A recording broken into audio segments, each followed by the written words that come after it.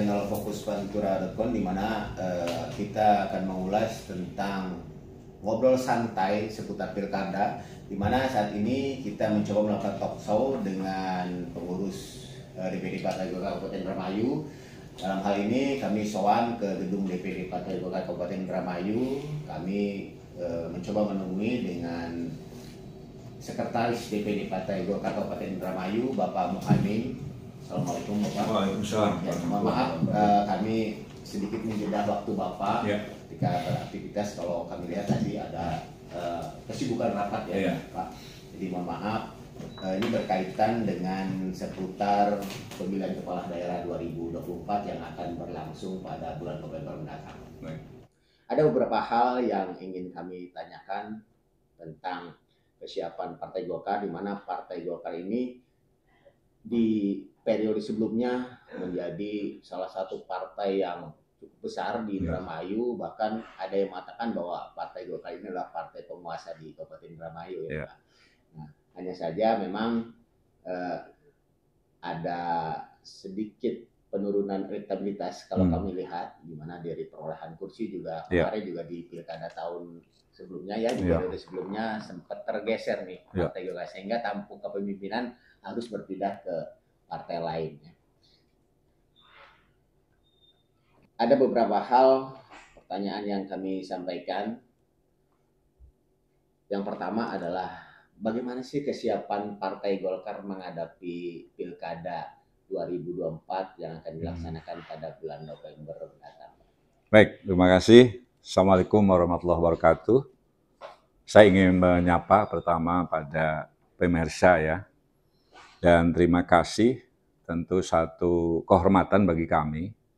Hari ini kita tanggal 20 Sabtu kebetulan telah melaksanakan rapat terbatas berkenaan dengan bagaimana DPD Partai Golkar mempersiapkan ya bakal calon kepala daerah, yang tentu ini waktu tidak cukup lama, sebentar lagi, tinggal menghitung bulan ya. Kalau ngitung durasi 6-7 bulan itu cepat sekali. Nah, kita harus mengakui bahwa mengevaluasi hasil pileg kemarin ya, bahwa Golkar dari 22 kursi itu menjadi 14. Ini memang pukulan berat buat kita, walaupun kita memang sampai hari ini masih dianggap pemenang. 14 kursi, di mana sebelumnya 22 kursi. Ya, ini tantangan bagi kita, dan terus kita mengevaluasi apa yang jadi problematika hari ini. Tadi kebetulan juga rapat dengan cukup serius, ya. Persoalan perolehan itu di mana, titik lemahnya, apa problemnya, kita mengevaluasi itu. Nah, dengan pertanyaan tadi bicara pada pilkada, tentu secara syarat peraturan perundangan bahwa Golkar sudah bisa memastikan sesuai undang-undang bisa mengusung sendiri.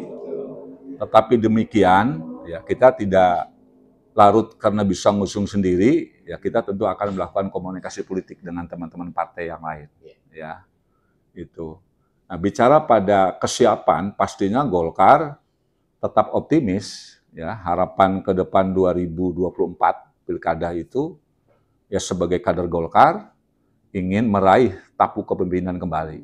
Makanya tagline yang dibuat Yugah Balik Maning ke Golkar itu sejatinya bagaimana mengembalikan pilkada pemilihan kepala daerah itu untuk kembali oleh Partai Golkar. Mengembalikan kejayaan Partai Golkar. Insya Allah, saya kira itu visi dan blueprint yang kita buat dalam bagaimana menggairahkan itu, ya kita ingin kembali di eksekutif ini supaya kita raih dari Golkar. Itu sebuah cita-cita, harapan, keinginan kita di kepemimpinan hari ini. Saya kira itu yang.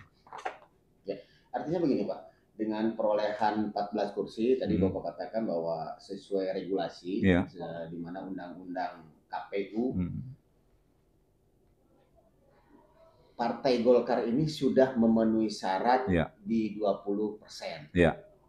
Ini berbicaranya antara koalisi dan tidak koalisi, Pak. Nah, dengan 20% ini sudah dipastikan Partai Golkar ini bisa mandiri gitu untuk mengusung paslonnya. Akan tetapi ya, kemungkinan bisa terjadi, Pak. Analisis lain bisa terjadi.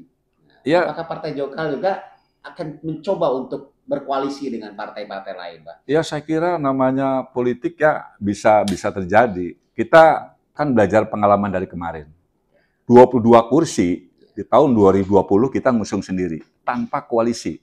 Ya. Itu pembelajaran buat kita juga. Ya. Nah, hari ini ya kita daerah DPD Partai Golkar Maju menginginkan, ya, walaupun ini maaf ya bicara pada keinginan tuh ya kita menyadari daerah itu kan tentu hanya sebatas punya keinginan. Ya. Penentu kebijakan pindahnya adalah di pusat. Ya. Nah, tapi kita ingin membangun komunikasi dan kita berharap tentu bukan dari Golkar, ada koalisi. Nah, saya ingin sampaikan di kesempatan ini hasil rapat tadi dengan rapat terbatas. Ya. Ke depan kita ingin mengundang karena sudah ada penugasan dari DPP tentang calon, 5 orang ini kita ingin undang. Kapan itu pelaksanaan? Insya Allah kalau tidak ada perubahan hari Jumat besok kita undang. Dan kebetulan karena ketua DPD ini bagian dari penugasan, tadi sepakat kita sudah membentuk tim ya pemenangan walaupun di internal. Kebetulan tadi di Daulat saya sebagai ketua tim pemenangan pemilu kada 2024. Ya, walaupun secara struktural nanti bicara tim kemenangan bukan hanya Golkar, pasti dielaborasi dengan koalisi yang kita ingin buat, gitu ya.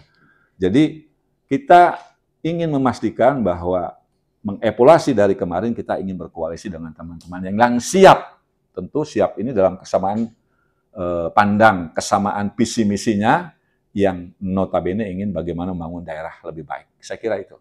Ya, oke. Kita bahas ini berbicara menyangkut tentang koalisi ya. Tadi juga Bapak bahas ada kemungkinan terjadinya koalisi. Ya. Nah, pada saat pemilu kemarin di Februari ya ada Pilpres, Pak. Ya kan? Ya. Di mana Pilpres itu ada koalisi untuk 02 ya. Ya.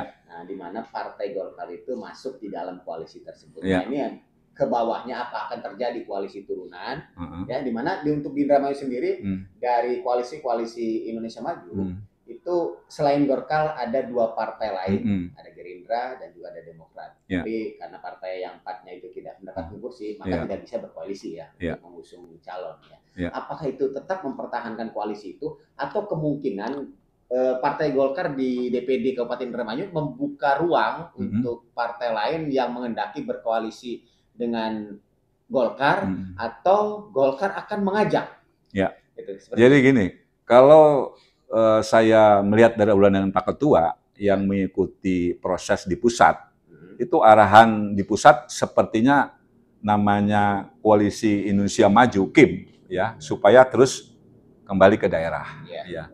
Memang idealnya begitu. Cuma bicara pada Koalisi Indonesia Maju yang hari ini masuk di parlemen, hanya Golkar, Gerindra, dan Demokrat. Ya, 3 partai. 3 partai.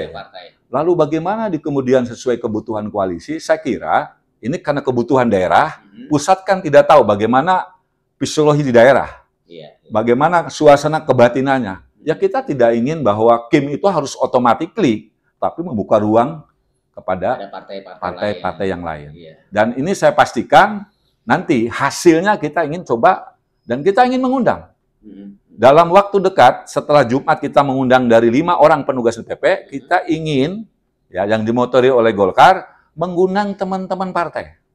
Ya, ketua partai, sekretaris setidaknya, atau mungkin bagian pemenangan pemilu kita ingin lakukan itu sebagai bentuk silaturahmi.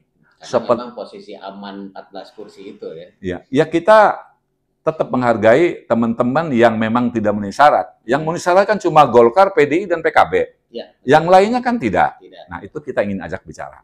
Seperti apa dan bagaimana. Tidak menutup harus tadi pusat Koalisi Indonesia Maju yang di dalamnya ada Demokrat, ada Gerindra, dan Golkar. Bagaimana yang lain? Ya kita welcome saja. Artinya di sini Golkar terus melakukan konsolidasi dengan partai-partai. Ya, dan kita ingin lakukan itu. Ya, tadi di rapat juga kita bisa bicara. Ingin lakukan apa sudah dilakukan, Pak? Kita agendakan, Jumat kita mengundang dari 5 orang yang itu, insya Allah kalau nanti memungkinkan, mungkin hari Minggu kita komunikasi, kira-kira teman bisa hadir. 5 orang itu yang sudah direkomendasikan DPP? Penugasan, bukan pada konteks rekomendasi. Yang diundang penugasan itu kan Saudara Daniel, Saudara Bang Hermanto, Ketua kita Pak Saifuddin, Saudara Hilal, dan Yudi Rusnomo. Ya, mereka masih... Ada di birokrasi ya? ada di birokrasi 1. Itu kita ingin coba undang sejauh mana di internal Golkar. Dan kita sampaikan nanti ke pengurus pleno DPD, ketua PK, Wantim, dan fraksi Golkar yang insya Allah nanti hari Jumat itu kita akan undang. Mudah-mudahan bisa hadir, mereka bisa hadir, mudah-mudahan. 5 orang. Nah setelah itu agendanya kita ingin mengundang partai, ketua-ketua partai yang ada di Mayu. Minus, mohon maaf, PDIP, karena PDIP sudah punya calon. Oh iya. Ya, calon atau bupatinya sudah ada. Katanya seperti itu. Ya kita kan ingin membuka ruang. Tadi makanya koalisi itu tidak menutup kemungkinan dengan siapapun. Gitu. Kalau PDIP-nya mengajak Golkar untuk berkoalisi gimana? Bisa jadi. Keinginan kita misalnya di daerah, ya di kemudian pusat, misalnya harus dengan PDIP, ya itulah dinamika politik seperti itu. Tapi kalau kuota kursi Golkar kan lebih banyak Pak dari PDIP. Ya itu hal yang bagaimana kebijakan ya. Kita ini kadang di daerah maunya A, ya. Tapi kan belum tentu kebijakan pusat seperti apa. Nah ini yang kita ingin memastikan dari hasil upaya ikhtiar kita yakinkan kepada DPP, ini loh hasil kita. Hasilnya nanti bagaimana, ya kembali kepada keputusan pusat. Kita hanya taat, patuh kepada keputusan partai.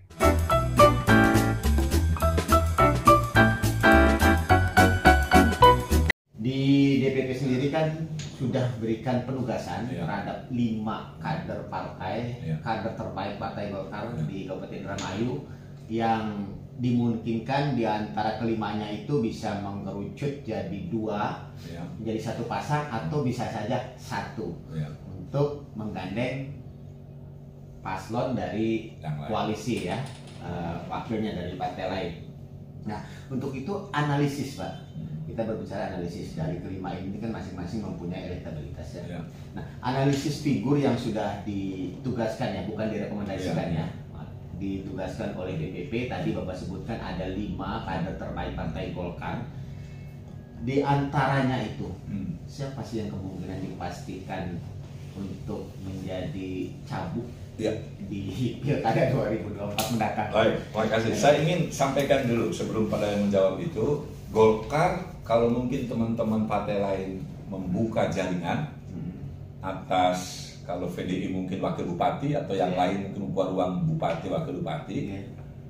DPD Partai Golkar Indramayu tidak membuka jaringan lagi atas rencana yang mau menjadi calon bupati atau wakil bupati. Jadi kita sudah ada 5 orang. Dari 5 orang itu tentunya siapa yang memungkinkan bisa masuk pada kandidat calon bupati. Nah, bisa Bang Daniel, bisa Mas Daniel. Bisa Pak Saifuddin, Haji Bambang Hermanto, di situ ada Mas Hilal, ada Yudi Rismono, ya, yang sudah diberikan penugasan oleh DPP kepada orang tersebut. Lalu siapa? Nah, pendekatan kita biasa di partai itu melalui survei. 5 orang ini siapa yang tentu secara elektabilitas ya yang mampu dari hasil survei itu. Nah, itulah biasanya kebijakan DPP itu menyampaikan hasil survei itu akan menjadi calon, gitu. Nah, calon ini bukan berhenti pada konteks calon dari sisi elektabilitas, popularitas, tapi nanti juga akan berikutnya disandingkan. Ketika ini si A dengan B mana? Misalnya calon dari Golkar, bupatinya, wakilnya siapa, mana yang lebih cocok. Gitu. Jadi kita nggak bisa hari ini memastikan misalnya si A, si B yang sudah pasti 5 orang itu, tapi nanti pendekatan hasil survei. Ya. Jadi analisis itu melalui survei-survei itu ya? Iya, melalui survei yang ditentukan oleh DPP, bukan kita. Dan kita sudah nyiapkan itu, perangkat surveinya itu sudah disiapkan. Gitu Mas. Jadi hasil survei itu yang akan menjadi satu keputusan siapa bupati dan wakil bupatinya. 5 orang ini siapa yang tentu secara elektabilitas ya yang mampu dari hasil survei itu. Nah, itulah biasanya kebijakan DPP itu menyampaikan hasil survei itu akan menjadi calon. Gitu.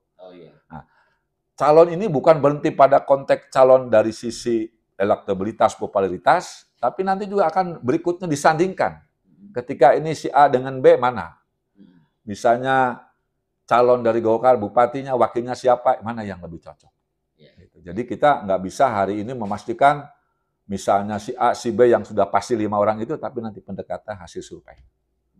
Ya. Jadi analisis itu melalui survei-survei itu ya? Iya, melalui survei yang ditentukan oleh DPP, bukan kita. Dan kita sudah nyiapkan itu, perangkat surveinya itu sudah disiapkan. Gitu, Mas. Jadi hasil survei itu yang akan menjadi satu keputusan siapa bupati dan wakil bupatinya. Oke, tadi sudah dijawab ya, seperti yang ditanyakan publik saat ini. Mulai berkembang itu ada bisa dari 5 itu salah satunya ini selalu diluluhkan oleh publik, Pak. Ya. Meskipun dari masing-masing komunitas publik itu berbeda-beda ya. Tapi ini yang meyakini bahwa ada yang bilang ini Bang Daniel, ada yang bilang ini Bang Hermanto, ada yang bilang juga Kang Saifuddin. Ada juga yang mengatakan ini bisa saja Mas Hilal katanya gitu kan. Atau Golkar akan ambil dari karangan birokrasi. Tapi itu tidak bisa dijelaskan sekarang ya. Tidak bisa dijelaskan. Belum bisa disimpulkan. Nggak bisa disimpulkan. Harus melakukan survei-survei lagi. Ya kan orang di luar sana bicara, nggak mungkin. Mas Daniel kan sudah terpilih DPR RI, ada konsekuensi aturan harus mundur misalnya. Ada yang terpilih lainnya Mas Hilal. Ya kita lihat saja nanti. Kan bagaimana ketika ditugaskan oleh partai, ya itu harus siap. Konsekuensinya begitu ya kan. Karena sekarang diberikan tugas oleh partai itu sendiri. Jadi bahasa yang mungkin di luar rumor itu ya kita lihat saja nanti. Mengkerucut kemana dari hasil survei. Tentu dengan berbagai pertimbangan. Dan nanti juga publik akan tahu dengan sendiri. Betul. Pada saat nanti dibuka pendaftaran untuk pilkada itu, nanti akan ada siapa yang akan diusung oleh Partai Golkar. Berdasarkan hasil survei dan rekomendasi dari DPP ya. Seperti itu. Nah, sekarang tadi Pak, yang 5 ini kan masih, kalau bisa dikatakan masih gampang nih ya. Masih gampang ya, 5 ini kan. Tapi mereka semua harus siap pastinya. Siapapun nanti harus siap ya, salah satu di antaranya. Nah, artinya di sini untuk penugasan dari DPP ini sudah terkonsentrasikan kepada bakal calon bupati. Ya. Bacabub kan? Iya. Ya. Nah, nanti untuk cabubnya siapa ya? Artinya saat ini Golkar mengkonsentrasikan untuk kepala daerah. Iya. Belum kepada wakilnya. Betul. Bisa saja nanti dari semuanya dari Golkar. Iya. Tapi seperti yang kita tahu yang sudah dilakukan oleh partai lain itu dibuat konvensi, ya kan, untuk membuka ruang wakil bupati. Nah, apakah partai Golkar sendiri akan melakukan hal semacam itu juga? Ya kita kalau pendaftaran di luar itu tidak. Tidak ya. Kita tidak mendaftar untuk katakanlah bupati atau wakil. Tugas saya sebagai tim ini bagaimana melakukan komunikasi ya dengan partai lain dalam rangka mencari pasangan yang pas di salah satunya itu. Jadi bukan dalam bentuk bahwa Partai Golkar membuka pendaftaran wakil bupati. Tidak begitu. Tidak. Jadi pada endingnya kembali kepada tentu DPP. Tidak mustahil Golkar dan tidak ingin ego, mungkin dalam perjalanannya nanti pada konteks elektabilitas survei itu memang pada akhirnya memang mungkin kurang gitu kan. Ya itu konsekuensi gitu. Apapun kita nggak bisa punya keinginan bupatinya harus ini, wakilnya harus ini, enggak. Di situ nanti kita ada komunikasi. Nah, jadi hasil komunikasi ini mengkerucut, tentu kita akan bawa ke pusat. Ini loh yang pas ini, bupatinya ini, wakilnya ini. Atau sebaliknya bupatinya A, sebaliknya juga begitu. Tinggal kita bagaimana keputusannya. Nah, siapa yang punya kewenangan itu kan bukan daerah, tapi elit di pusat. Tapi insya Allah dari hasil komunikasi ini kita ingin bawa ke pusat. Saya kira itu, Mas. Jadi kita tidak membuka ruang penjaringan untuk wakil bupati gitu. Atau bupati, tidak begitu. Ya, itu yang ditugaskan 5 orang itu yang menjadi bagian intent bagaimana melobi termasuk kita sebagai tim dari Partai Golkar.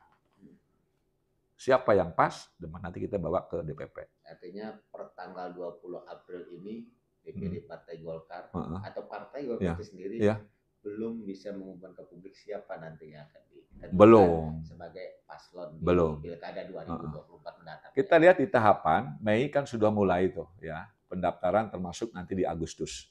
Insya Allah sebelum Agustus kita sudah final.